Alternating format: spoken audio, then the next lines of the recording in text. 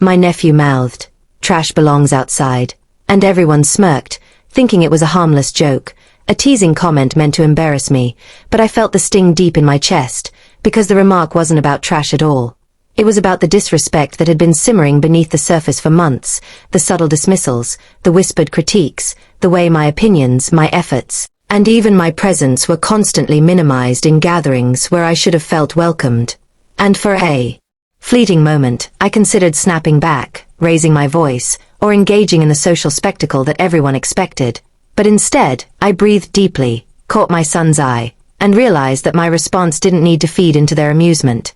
It needed to protect the dignity of my family and set a boundary that words alone could not enforce. I nodded calmly, a quiet acknowledgement of the disrespect, and reached for my son's hand, feeling the warmth and trust there, and without a word, we began to leave, walking past the smirks, the whispers, and the laughter, leaving behind the environment that had made us both small and irrelevant. And in that moment, I understood that presence and composure can be far more powerful than any argument or retort. That sometimes the act of removing yourself from toxicity is the clearest message you can send about self-respect and the kind of treatment you will no longer tolerate. Guests watched as we exited, some puzzled, others trying to process the subtle drama they hadn't fully recognized, and I felt a quiet satisfaction, not from punishing anyone, but from reclaiming agency over my space, my emotions, and my son's exposure to negativity, knowing that modeling self-respect was far more valuable than feeding into petty social hierarchies or outdated family dynamics.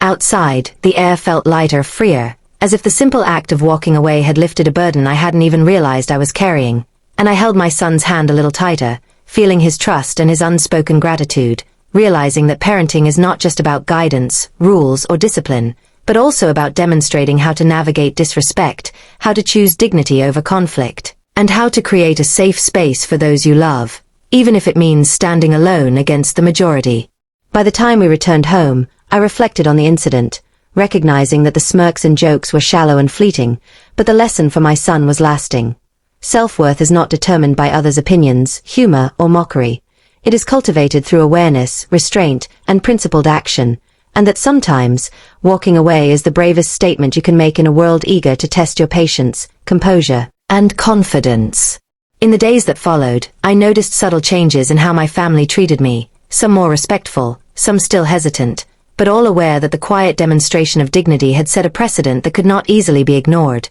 And I realized that power often lies not in confrontation, but in strategic, deliberate choices that prioritize integrity, safety, and the emotional well-being of those you love most. That evening, as I tucked my son into bed, I explained gently that not every insult or slight deserves a response, that sometimes strength is shown through calm action rather than words, and that standing firm in your values often teaches more than the loudest lecture ever could. And I watched him nod, understanding in his young eyes that respect is earned and maintained through courage, integrity, and the wisdom to walk away from situations that diminish you. A lesson far more important than any social performance, family feud, or passing comment, and one that would shape his approach to the world for years to come.